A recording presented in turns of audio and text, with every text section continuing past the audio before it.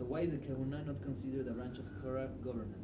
Why isn't the Kahuna, the priesthood, the community of priests, the institution of the priests, why isn't it considered a branch of government? I typically say that, according to the Torah's description of Jewish life, there are three branches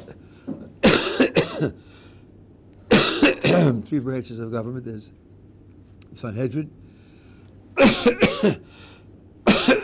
Actually, I don't even say that there are three branches of government. There's three sources of authority. I don't use that terminology. So even the terminology is not right. I say that there's the Sanhedrin, the king, and prophets who have independent authority over people because the Torah commands us to obey them. Torah commands us to obey them. That's what gives them their authority. I don't think I use the word government at all, unless I use it in quotation marks to be similar to what you think about it in other countries. The kahuna, the priestly class, the priestly activities are governed by the laws that the Sanhedrin sets in place. And they do make rules of their own as to how to conduct business in the temple, but people make rules for themselves how to do sports. They make rules for themselves how to collect taxes, for a local thing, for charities. People make rules for themselves for all sorts of things. But they don't have the authority to tell anybody else what to do. If they make a rule for how things should be done in the temple, those rules, of course, have to be invested by the Sanhedrin. If the Sanhedrin doesn't approve of them, then they're not rules. So they don't have the authority on their own to tell people what to do. They can inform people. A person comes and says, I need a sacrifice for X. Oh, that has to be a sheep. They're just informing them as to what the rules are. So I don't see that there's any rule in Torah legislation which says obey the Kohanim. That would not give them any authority. That's what I would say. Not a question of branch of government, but I wouldn't call them having independent authority. For a prophet, it says, Elov Tishma'un. You have to obey what the prophet tells you to do. There's a specific verse that tells you that. Sanhedrin has it come from Moshe Rabbeinu, and the king has specific verses that tell us what his authority is. There are no verses that tell us the Kohanim have authority over anybody else. That's what I would say. Yeah. So, what would be a few advices that the Rabbi would give to a person that is near to get married? I don't know. Gee, I wonder why you ask. Well, it's a good thing they're going to be here till 11:30 because I have a lot to say in the subject. I can't do something like that. I'm sure there are recordings of my shiurim on dating and getting married and how marriage should be conducted. I'll only tell you one thing, which out of 146 maybe would be at the top of the list. People have this idea that I want to make the right choice. I want to pick the right person. That idea can easily get out of hand. People can read it as, I want to pick the right person because if I pick the right person, then it'll work. And if I pick the wrong person, it won't work. So everything hangs on who you pick. After that, it either happens or it doesn't happen. That's poison. The correct way to say it is not that I want to make the right choice. It's that I want to make the choice right. Whatever choice I make, I want to work to make it the right choice. Being right or wrong is not something that happened in the past. Being right or wrong is something that I create as I go along. The commitment to work on the marriage is the single most important ingredient in having a successful marriage. The commitment to work on the marriage. Think of it as something which either happens or doesn't happen. Sometimes I ask people, imagine your epitaph. Not a very cheerful thought. Imagine what's written on your gravestone. These are the things at which so-and-so succeeded. These are his great successes. What would you want written on the epitaph? So they say, if they're religious, I served God, I treat people with kindness, I invested in my family and my community, I worked on my self-improvement. I gave money to charity. So what about having a good family? Really? I should put that on my list of successes? They hear that as a very foreign idea. My success? Either it happens or it doesn't. That's poison. Having a good marriage is a lifelong commitment. If you're looking forward to the time when you can coast, when you're 86, you're making a big mistake. That's what I would say. But you can find on my website, you can find other places where I talked about this in great detail. Yeah. What is the significance of a person's parsha? And if I can ask like a kind of a connection to that, what is the significance of their star sign, like aligning? I don't know the answer to either question. It's good. They're good questions. The parsha in which you were born and the star sign that you have, there definitely is significance. I don't know it well. I'll only tell you one that I know in general. I know who has it. There is a 7-hour cycle. 7-hour cycle where certain things come through certain heavenly bodies on a 7-hour cycle. And the Gemara discusses what influences those heavenly bodies transmit. Not what they have, but what they transmit. And one of them is Ma'adim, which is the planet of Mars. As you know, Mars appears red in the sky. And Mars is associated with blood. So the Gemara says someone who's born during the hour in which Ma'adim is ascendant, transmitting its influence, if it comes through it, will spill blood. Now, he may be a murderer, or he may be a ritual slaughterer to create kosher meat, or he may be a moil who performs circumcision. All three spill blood. But their moral character and spiritual character are very, very different from one extreme to the other extreme. So it sounds to me like these influences don't dictate whether the person will be righteous or wicked. They don't dictate the specifics of how he uses these abilities. They dictate the kind of quality that his life will have, which could be had in various different circumstances. Of course, if such a person becomes a librarian, someone will bring back an overdue book, and out will come the scissors from the drawer, and it'll kill him, because he's going to spill blood, he's being a librarian, so I'm exaggerating. But I would assume that the influences that are attached to those things are general qualities, but could be used either for good or for bad. In the blessing that Jacob gives to his children before he dies, he speaks to Shimon and Levi and, in one paragraph. And one of the things he says, I will scatter you. I will scatter you within the Jewish people. Well, it came true. It came true for both tribes. Levi did not receive a connected geographical portion in the land of Israel. They received 48 cities scattered throughout the land of Israel. And they were supported by a tithe tax, which was given to them. And they spent their time learning Torah and teaching Torah to the Jewish people. So their being scattered was a matter of great honor. They had to be in touch with and affecting the whole of the Jewish people.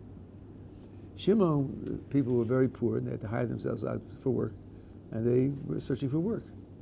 So even though the same prognostication for the future was made for the two of them, it worked out in value terms in very, very different ways. So I think that's the key point to take with you, that whatever it is that's given as a kind of sign of the character of life, that doesn't determine the quality of life. That depends on what you do with it. Yeah. How do I apply din to myself but mercy to others? I find whenever I move towards one side or whatever, like it flops the whole way. that a person can, when he's looking through a merciful lens, he's too lenient with himself as well as with other people, versus when he goes machmir, he then tries to improve himself, but there's an overspill, and he ends up being strict with other people, and he ends up distracting himself from what he has to be precise and careful with internally anyways. See, that's very interesting. I know people who don't follow that pattern. I know two types of people who break the pattern in two different ways. One person is very lenient on himself, but very strict about other people. These are the people who don't live up to what they preach. These are the people who say, do what I say, but not what I do. These are the people to whom you inform that when you have children, they will pay much more attention to what they see you do than to what they hear you say. So be careful, because they will discount what you say and will follow what you do. All these propositions are dealing with people who aren't consistent in the way that you say. These are people who are very lenient with themselves, but very strict about other people. And then there's a category of people which has the reverse, and that is they're very strict about themselves, but they're very lenient for other people. You may find various places in the world a rabbi who certifies the kashrus of a restaurant, and then you ask him, do you eat there, Rabbi? He says, me? Certainly not. And you think, what kind of hypocrisy is that? If you're the one who certifies that it's kosher, so then why won't you eat there, right? If you think that's hypocritical, go back to school. There are various standards and strictness in kashrus. If you know there's a community that wants to live up to one standard, it's perfectly appropriate for you to certify that a restaurant in their community meets their standard, even if you don't share their standard. You personally have a higher standard. There are many people who are much more strict with themselves than they are with other people. Indeed, the Talmud has a case where certain disciples of a Rabbi wanted to find out his opinion on a certain matter. This certain matter was a law regarding relationship between husband and wife. And they said, we're not going to ask him.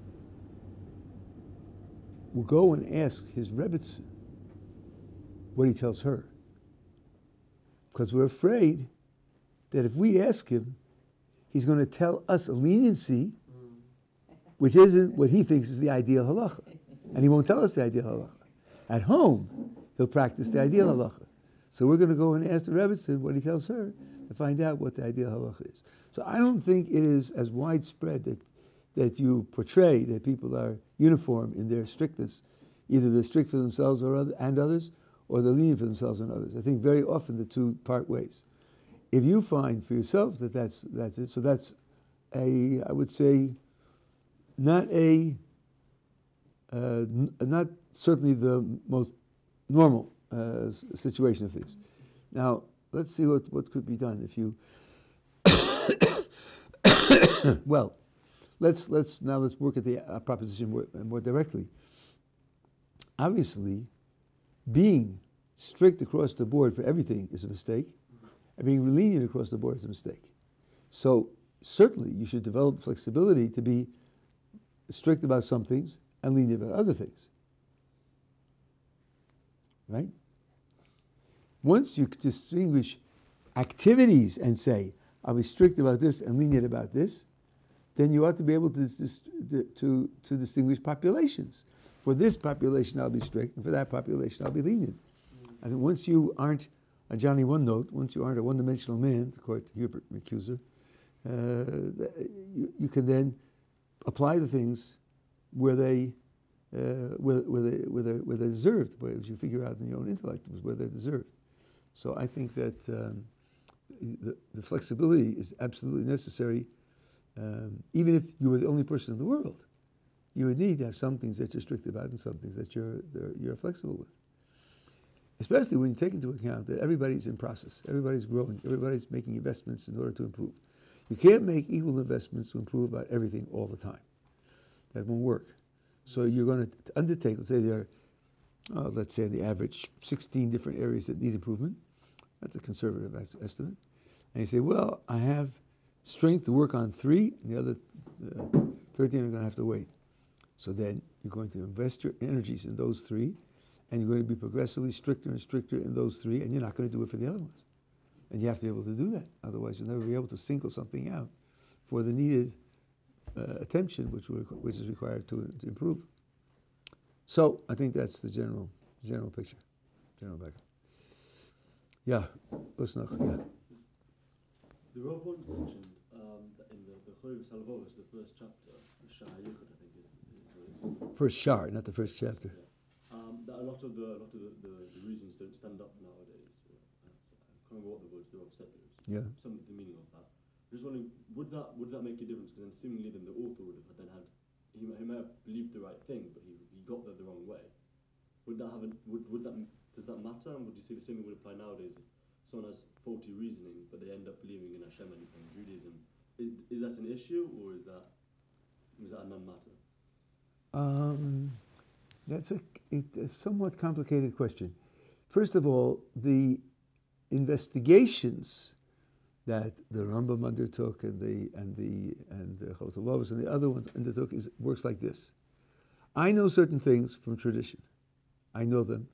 I have no questions about them. I know that they're correct. But there's an independent value, even you might say to a certain extent a mitzvah, to be able to demonstrate by reasoning the things that you have received through the tradition. That's an independent project. It's not how you come to discover they're true. It's not why you believe they're true. It's an independent project of exercising your mind to discover why they happen that way. And if that sounds prejudiced, let me give you a parallel in science. A great deal of science is trying to explain why things happen when you already know that they happen. You see them happen. Just, why do they happen? How come it happens like that? You're not investigating the reason why you should believe that it happens. You know that it happens. You just want to investigate explanation for it. Here we have things that come to us from the tradition, and it's an independent project to be able to prove, demonstrate, reason about the things about them. In fact, Maimonides, next to remark in the Moreh Nevuchim, I was just learning the Maharal in a similar area where he said the same thing. I learned this morning. That there's a difference between Torah and Chachma. Chachma sometimes is translated as wisdom. The difference between Torah and Chachma.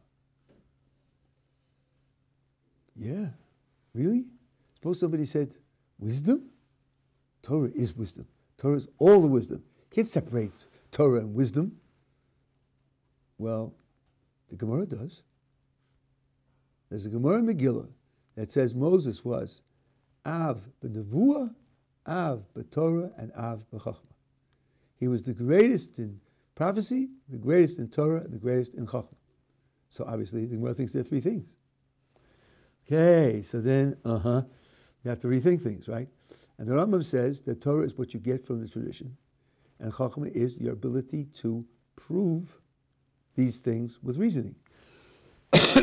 Now, that means you have a research project to see what reasoning will demonstrate the things that you know from the tradition. So you are not coming to know these things, you know them already. Indeed, the Rambam writes in Mishnah Torah, it's forbidden. Now, the literal translation of the Hebrew is to bring up on your mind heretical thoughts. Listen, Rabbi Maimonides, you yourself prove things and demonstrate that heretical thoughts are wrong. You're talking about them all the time. Lahal das means to consider that they're true. Doesn't mean to consider them, think about them, ask about their implications, and the evidence that's in favor of them is to consider that they might not be true. That you're not supposed to do. But look for reasoning? Sure, look for reasoning. Investigate, find reasoning. Well, the reasoning that you find may be correct or incorrect. It's all human reasoning. None of this reasoning came from Moses. So, but you have it, a mitzvah, to find it. And so says the Maharsha, and so says the Mabit, and so says the not only the Kosovo's, but the Shla. I'm saying this for the aficionados who think that there's all Spanish philosophers who do this, and then they have prejudice against it. I think that's a pretty august and it's a list of authorities. I have it on my website, on my blog. I forget where I put it. So this kind of investigation, if it doesn't stand up, he was using the reasoning that was accepted reasoning in his day, and the premises which everybody thought were unacceptable reasons, and he did the mitzvah as best he could. If we don't find the reasoning that it applies today, then we would have to do it in a different way. Yeah. For tshuva, is there different forms of tshuva for different sins? And well, first, that's a follow-up question to the first question. What is the best way of doing tshuva, if there is a best way? And then, as a follow-up to that, is there different forms for different sins? I don't think I can answer your question fully, but I can give you some comments on it. First of all, you talk about different forms of tshuva. Well, it does depend whether the thing that you did wrong affects somebody else or not. Now, there's a diuk in the Rambam which is hard to interpret, but I'll say it precisely and then I'll explain what I mean. In order to have the benefit of tshuva, listen carefully, this is not the definition of tshuva, this is in order to have the benefit of tshuva. That isn't the same thing. Could be that in order to have the benefit of tshuva, you have to have tshuva plus Q, because Q is a precondition for getting the benefit of tshuva, but it's not part of tshuva. So when a person commits a crime against somebody else, costs him money, costs him pain, costs him loss of reputation, in some way injures him and damages him, he has to make it up to the other person. And the Rambam says you don't get kapara, which is cleansing, from the tshuva unless you make it up to the other person. Those words say that making it up to the other person isn't part of the tshuva. It's what's necessary to accompany the tshuva, which will make the tshuva work. Why the Rambam says it that way is a difficult question. Why he doesn't say it's part of tshuva, but so in the package deal, doing tshuva and getting the benefit of tshuva, if it's a crime between man and God only, then there's no other person involved. No other person involved, it requires restoring the damage and asking his forgiveness, trying to reconcile him to you with your confession. Well, that's at least two different ways in which you go about the process, depending on what kind of mitzvah it is. Now, tshuva has in it three components: regretting the past and resolving to change the future, and confession. Well, those are gigantic emotional, intellectual, experiential worlds. Regretting the past and resolving to change the future. Resolving to change the future usually involves creating strategies to be able to change the future, not just waiting for it to come and hope that your willpower will overcome it. Regretting the past can require studying what happened, analyzing what the consequences were. You may have a superficial grasp of what happened, and when you get a deeper grasp, you see that there's much more to regret than you thought. So those are things that will go into the quality of the tshuva that you do. Aside from the way in which you implement the details of tshuva, there's the motivation for doing the tshuva. And here the Gemara, although the Rabbi doesn't bring it, the Gemara says that broadly, your motivation could be either out of awe and fear for God on the one hand, or love of God on the other hand. And the Gemara gives a symptom of the difference. If you're talking about doing tshuva for a deliberate crime, and the tshuva is motivated by awe and fear, then the responsibility for the crime is demoted from a deliberate crime into a accidental crime. Notice I said the responsibility for the crime is demoted. I didn't say the crime is demoted. Okay. And if you are motivated to do tshuva out of love of God, then the event of the crime in the past you now get reward for that event. It's not held against you at all. On the contrary, it's counted as reward. So those are very challenging statements. They're not obvious at all. But to answer your question directly, it means if you do tshuva out of love of God, it's much superior than doing tshuva out of awe of God, awe and fear of God. Why that is, I've explained many times. I explained it here a couple of weeks ago. It's on tape, so I guess you can find it. But those are some pointers about how to do it and what the different forms are. But it's a very rich literature. And if you'll ask 10 rabbis, you'll get 10 different, all correct supplementary answers. So I recommend you ask it of other people as well. Can I ask one more follow-up to the Sure. first part? What if you use another person as a vessel to commit the crime? So it's not necessarily that the crime is against the other person, but that you're essentially, they're helping you enable, or you're helping them enable, or together you're committing the sin. Does the other person also know that it's a crime? Might not. I mean, He might be doing it just innocently. You're borrowing money to buy the gun.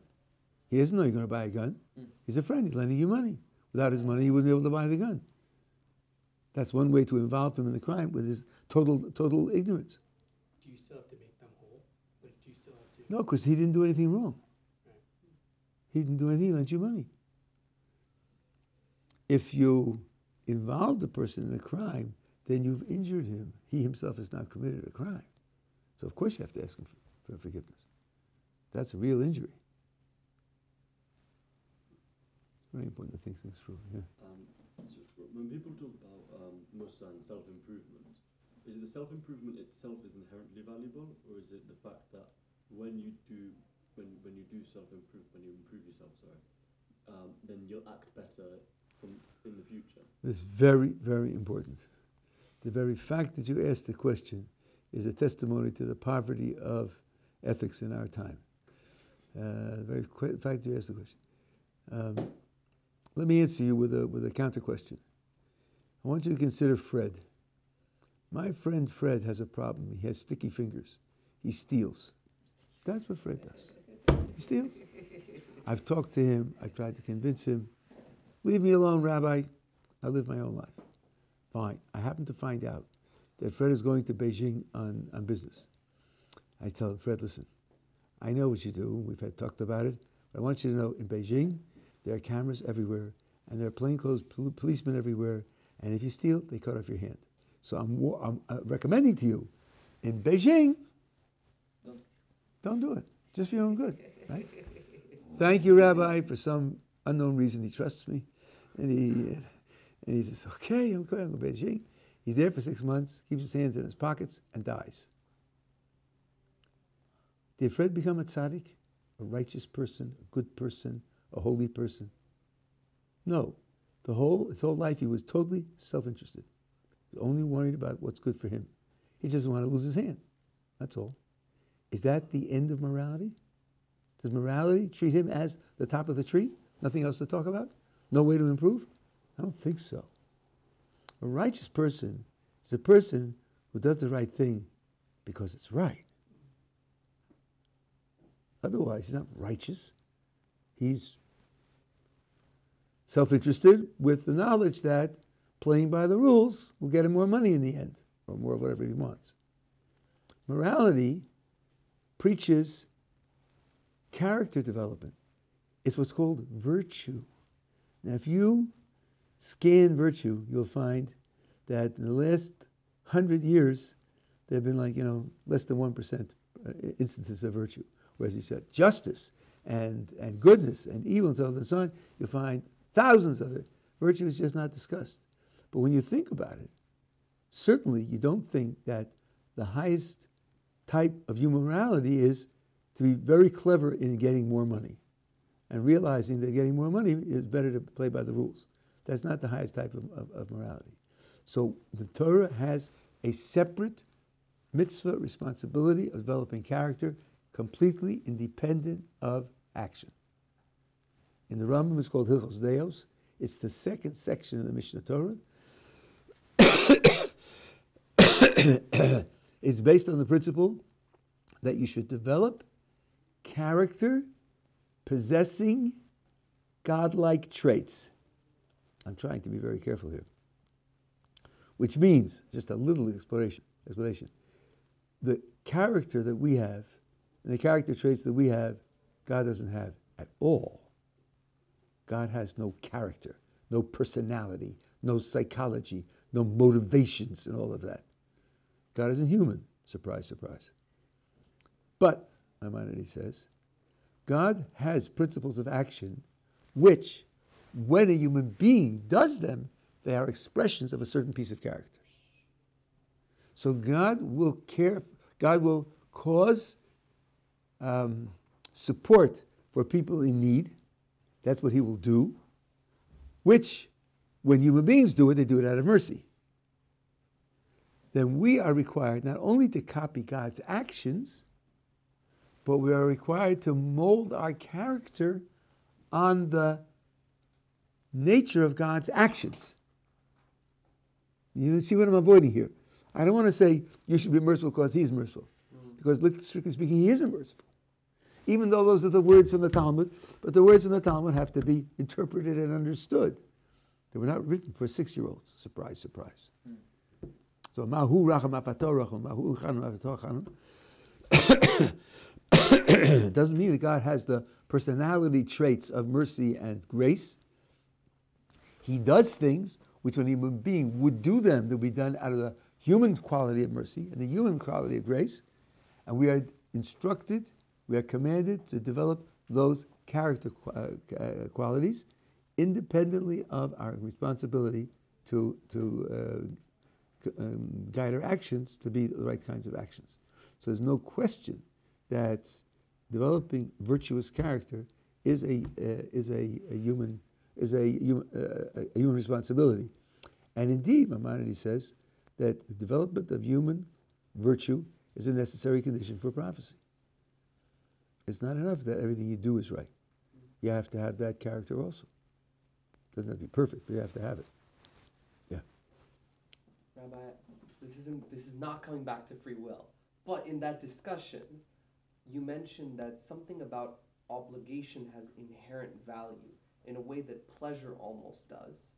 I wanted to know if you could speak more on that. What is it that allows obligation to have its own unique merit, like value, outside of just, oh, I feel pain when this obligation falls through or not? Why doesn't it just collapse down into pleasure and pain again? Okay, so now the end of your words sound like you do have the right concept, but just to make sure that we're all on the same page.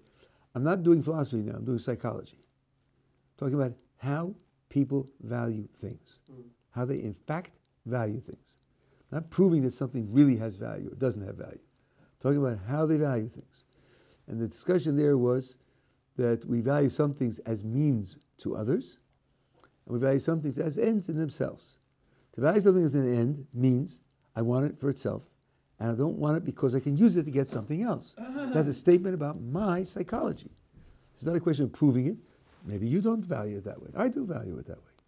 And what I'm saying is that it's normal for some people, under some conditions, to value pleasure for itself.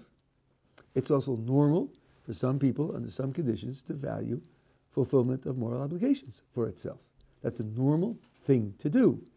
If a person says, and not everything fits that bill. Some things, if a person valued them for themselves, we think it was abnormal. We think it would need explanation or therapy. And the person is hoarding American $100 bills. Say, what are you doing that for? I like them. The more I have, the happier I am. Are you ever going to spend them? No! Spend them? No! I want the dollar bills. Well, there's something wrong there.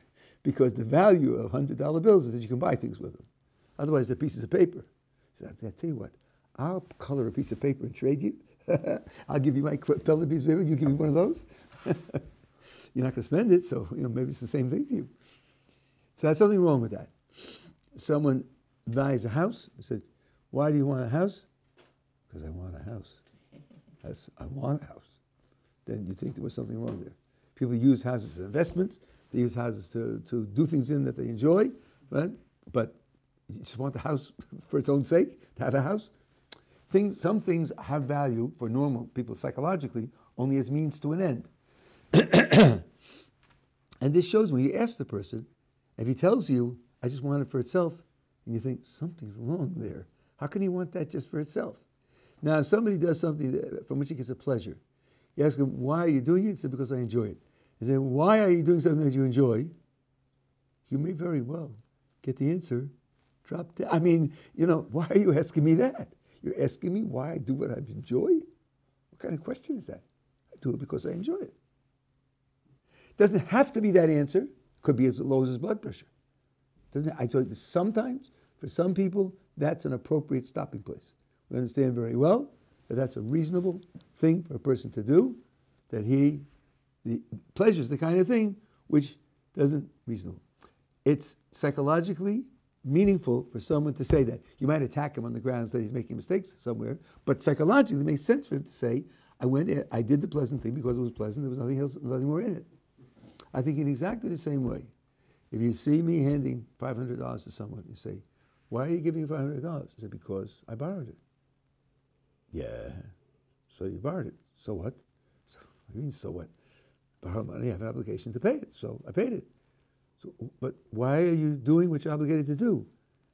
I think it's appropriate for him to answer.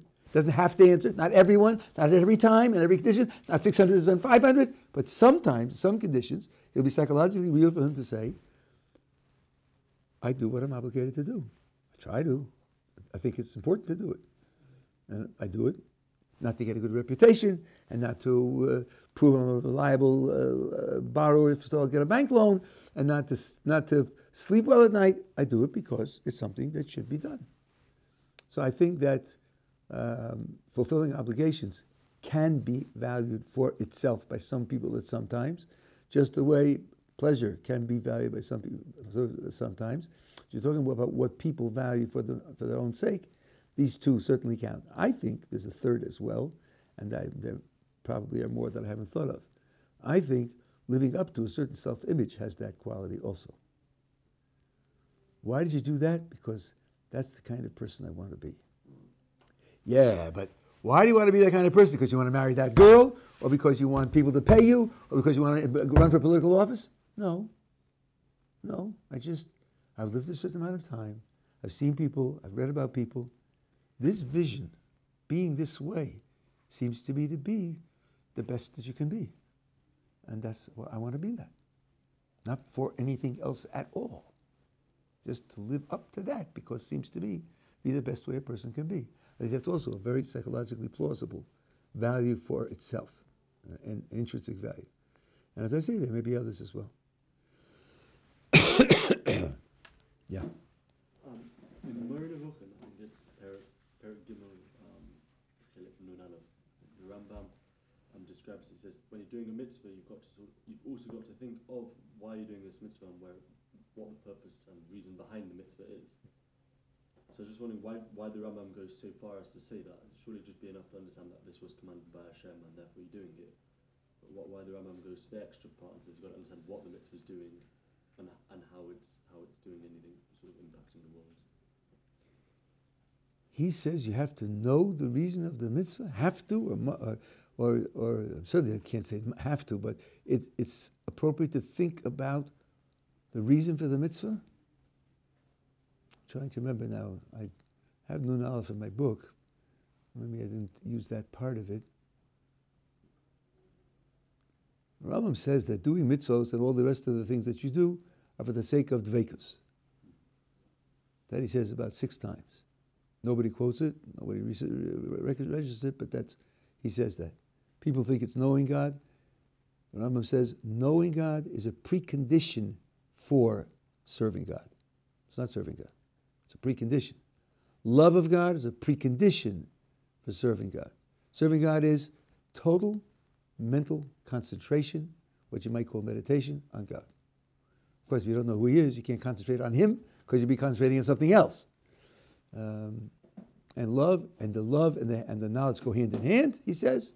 And worship of a person who has achieved knowledge of God is this total mental concentration, which is the greatest happiness that a person can achieve. And it's anyway. Now you're telling me he says there also that when you do a mitzvah, I can actually look that up because I have it here. Could be that I don't remember it.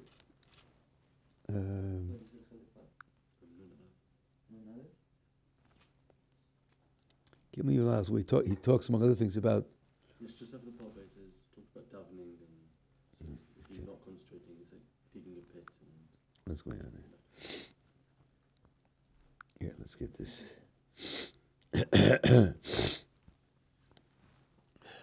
Oh, maybe I don't have reception down here.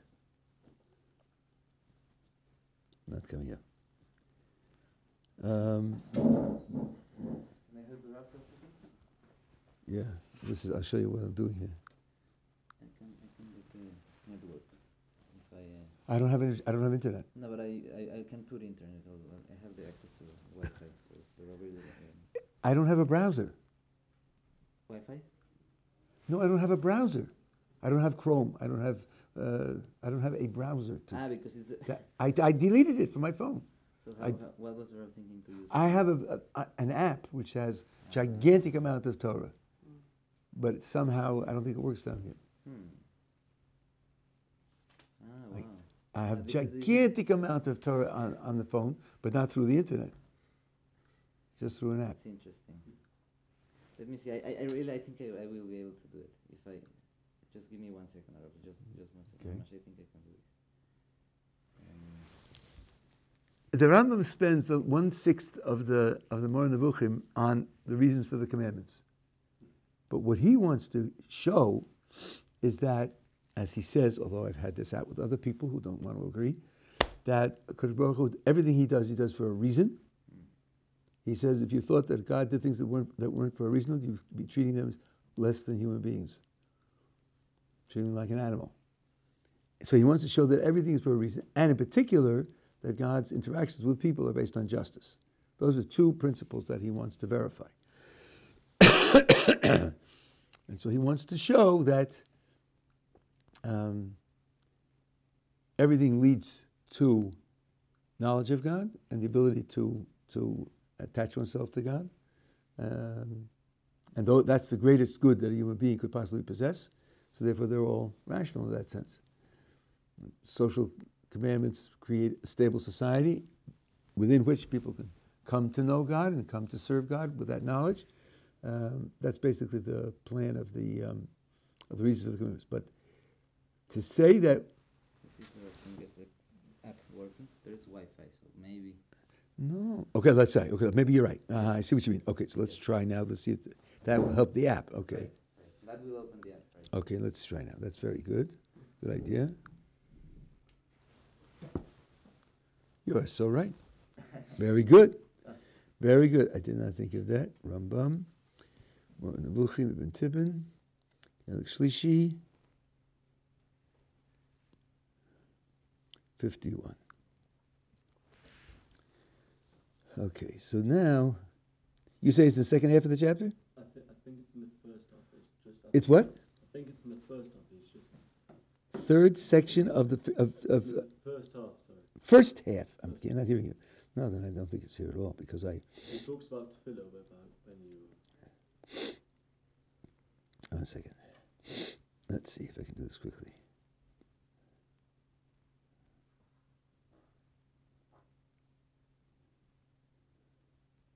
Right? This is the avodah that you do after you've understood, you have the knowledge.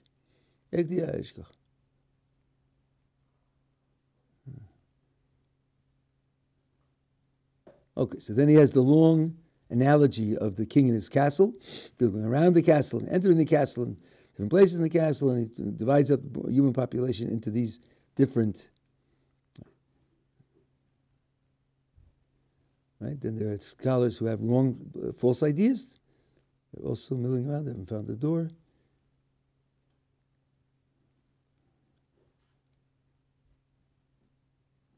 Yeah. Now, the Hamon Anshe Torah, these are people who have not even seen the palace.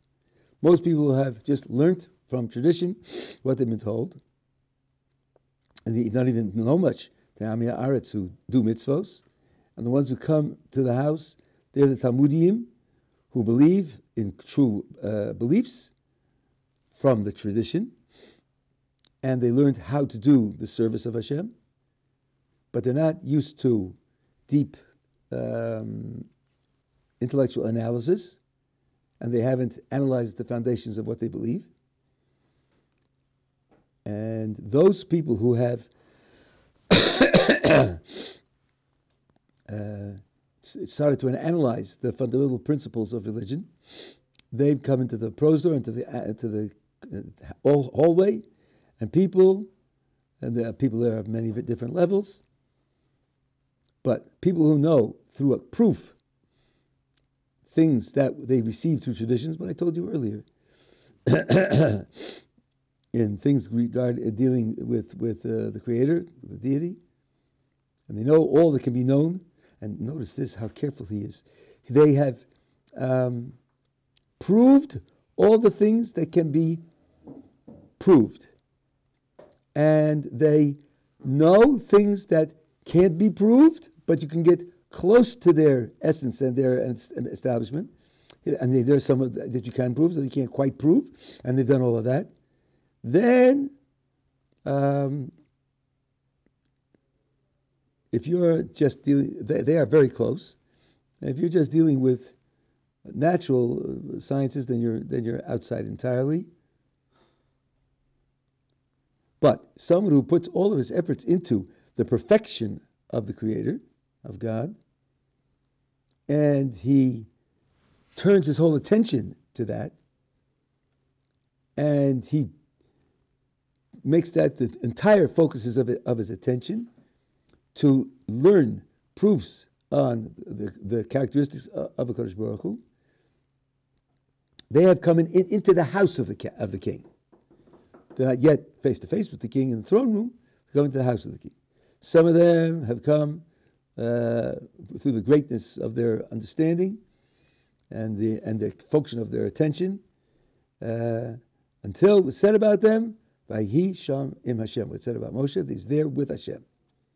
And like Moshe Rabbeinu, he can ask and be answered by HaKadosh Baruch Hu at will. It's going up to the level of Moshe Rabbeinu when he won't eat and drink, like Moshe Rabbeinu didn't eat and drink. He won't have any of the experiences of the physical world. Some people are closer, and some people are further away. And now, he's going to give rules for how you do it. I don't see what you're talking about here at all. That when you do mitzvos, you should have in mind. He does say, maybe this is what you're referring to. He does say, he gives a program for how you can develop into such a person. And he says, the first thing in the program is that when you say Shema, you should be thinking about God. And when you pray, you should be thinking about God. That's it. Shema and prayer. Just that. 23 hours and 22 minutes a day, you can do whatever you want. But for that half hour, think about that. Then he says, I'll spread it out to the rest of Tefillah. Then I'll spread it out to learning Torah. Then I'll spread it out to doing mitzvahs. All what you have in mind is not the reasons of the mitzvahs, but you have in mind the Creator and what you know about Him when you do the mitzvah. These activities focus your mind on the Creator. But he doesn't speak here about Tami HaMitzvos, that kashrus improves your health, or charity produces solidarity in the community, or that isn't what he's talking about here. So I have this in my book, so I don't see here what you're talking about. Maybe I'm missing it, so maybe you'll find it and you'll show it to me.